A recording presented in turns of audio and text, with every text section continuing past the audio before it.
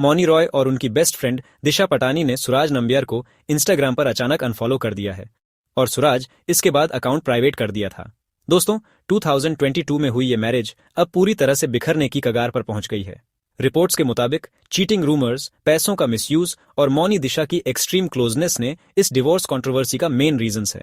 Internet पर लोग literally इसे एक लेवेंडर मैरिज बोल रहे हैं।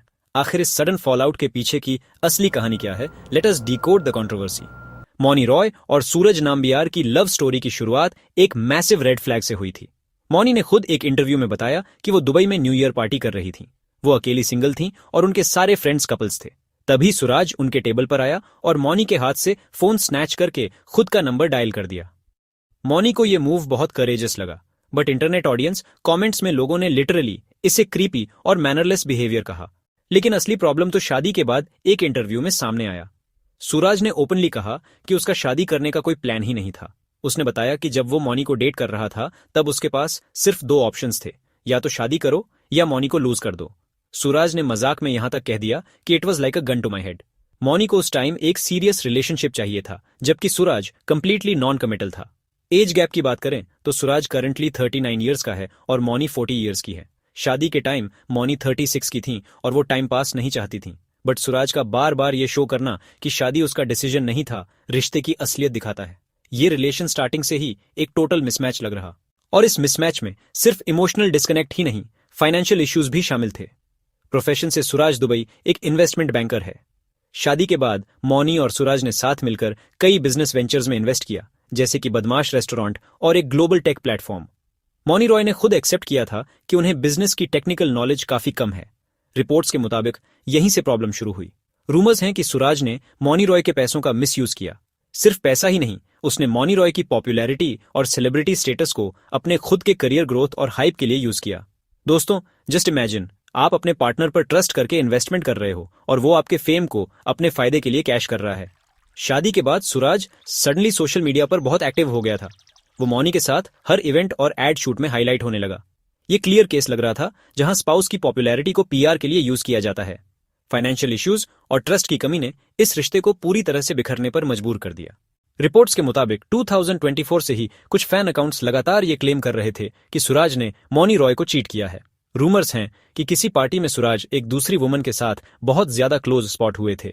जब ये बातें इंटरनेट पर वायरल होने लगीं, तब सिचुएशन पूरी तरह से आउट ऑफ कंट्रोल हो गई। इसके तुरंत बाद मौनी रॉय ने एक मैसिव स्टेप लिया। उन्होंने इंस्टाग्राम पर सूरज को अनफॉलो कर दिया। किसी भी सेलिब्रिटी के लिए सोशल मीडिया पर अपने हस्बैंड को अनफॉलो करना एक क्लियर पब्लिक स्टेटमेंट होता है। और सूरज का रिएक्शन?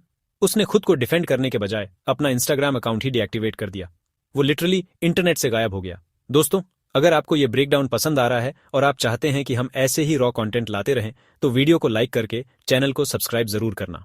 ये अनफॉलोइंग वाला सीन सिर्फ मौनी रॉय तक लिमिटेड नहीं था। इस डिवोर्स कंट्रोवर्सी में एक और कैरेक्टर की एंट्री हुई जिसने पूरे ड्रामा का इक्वेशन ही चेंज कर दिया, और वो कैरेक्टर है मौनी रॉय की बेस्ट फ्रेंड दिशा पटानी। जैसे ही मौनी ने सूरज को अनफॉलो किया, दिशा ने भी तुरंत उसे इंस्टाग्राम से हटा दिया। ये मूव क्लियर करता है कि फाइट कितनी सीरियस है। शादी के बाद से ही मौनी रॉय और दिशा पटानी हर जगह साथ स्पॉट हो रही थीं। Red carpets, late night parties या वेकेशंस, दोनों हमेशा साथ दिखती थीं और हस्बैंड फ्रेम से कंप्लीटली गायब रहता था।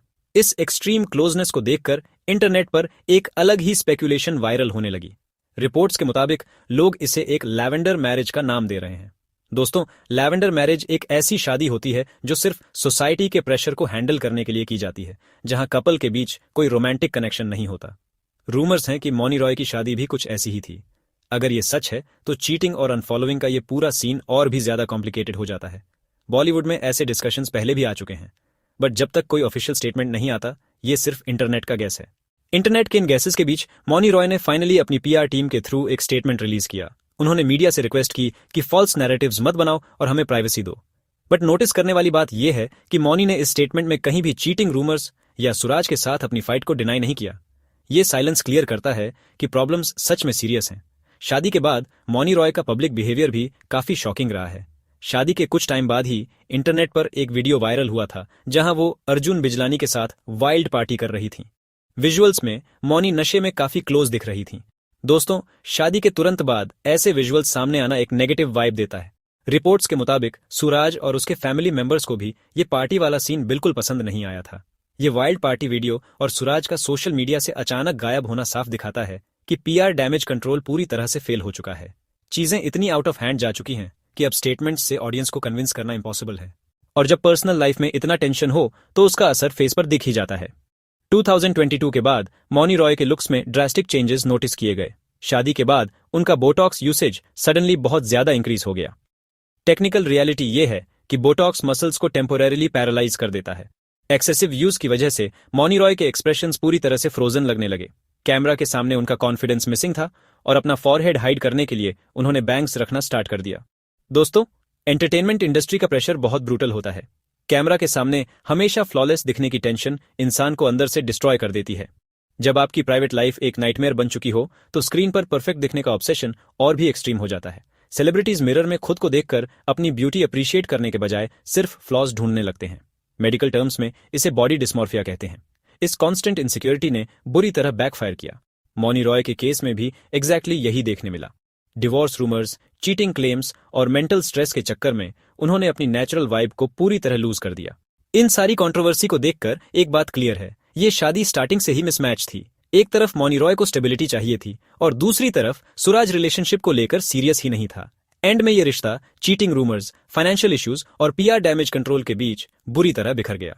दोस्तों, अब फाइनल वर्डिक्ट आप पर है। आपको क्या लगता है, क्या दिशा और मौनी रॉय का कनेक्शन सच में एक लैवेंडर मैरिज का हिंट देता है